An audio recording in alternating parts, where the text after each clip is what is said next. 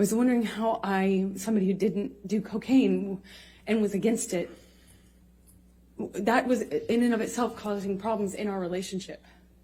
How could I hide? Why would I hide his drugs from, like he was insinuating that I was doing it or something? It made no sense. And he was telling me we're gonna conduct a cavity search, shall we? Like, just shoved his fingers inside me.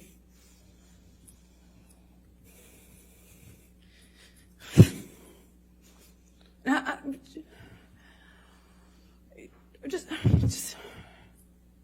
just stood there staring at the stupid light.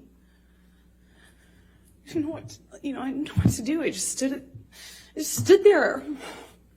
While he did that, he twisted his fingers around.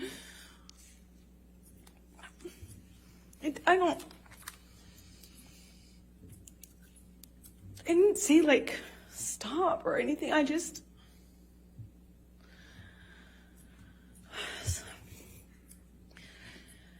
So the next morning,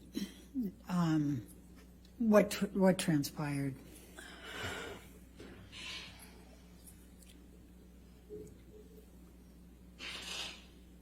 I remember thinking that Johnny would change his mind. And it would be, I thought it would end differently. I kind of froze. I don't know how we went to bed that night. I don't know how I went to bed. I don't know how I slept. I don't know how we woke up. I don't remember having a conversation with him the next day. I don't remember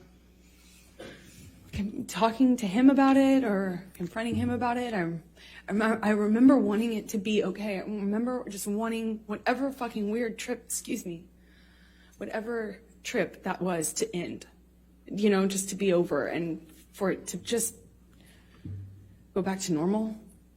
And I remember my friends were out by the pool.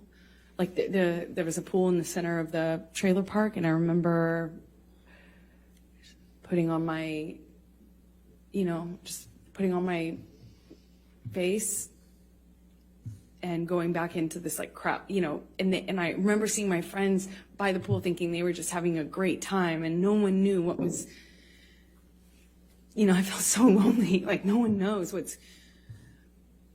everyone was just having a good time, like normal stuff. So I just smiled and made a joke about how trashed the trailer got, and we had to get the manager, who started off furious that Johnny had wrecked the thing. And then he had this like black mesh not tank top, it was like a meshy kind of shirt on. And I remember he came into the trailer and looked around and was like, whoa, what happened here? Whoa. And Johnny had an exchange with him. And I remember watching this man be so charmed. It was just a kind of a surreal experience. And, it just went away. That just got fixed. We walked out of the trailer at some point. My dog stepped on a bee.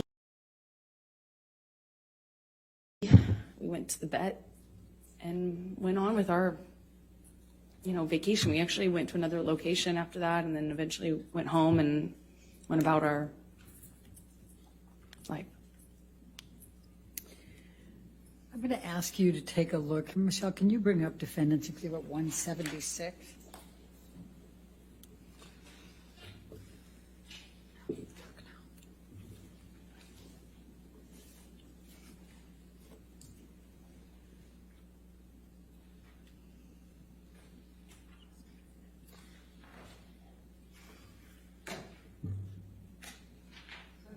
Was in May of 2013.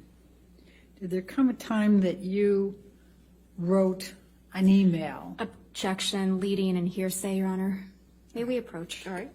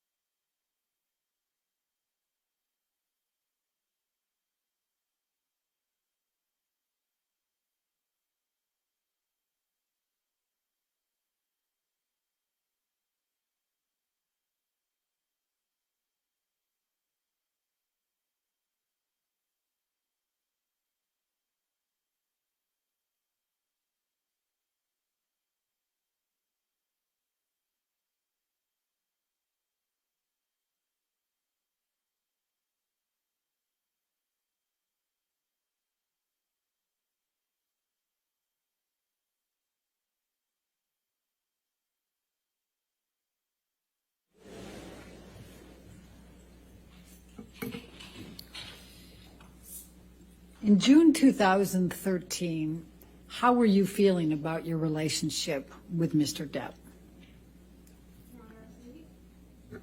May we have the exhibit taken away from? sure. Thank you. By June, I was so torn. I was so in love with this person. Because when it was good, it was so good. You've never felt love like that. At least that's how it felt. So much. I felt like he recognized me and I recognized him, and there was just something there that was the love of my life.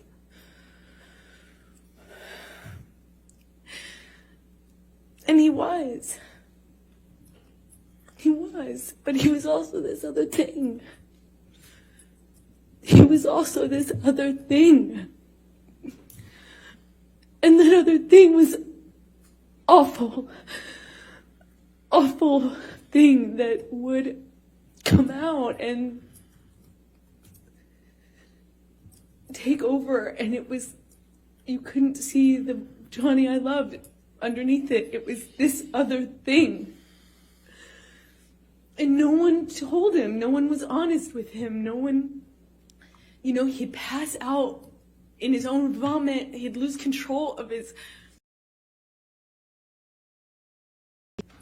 body, he'd lose control, and everyone would clean up after him. I cleaned up after him.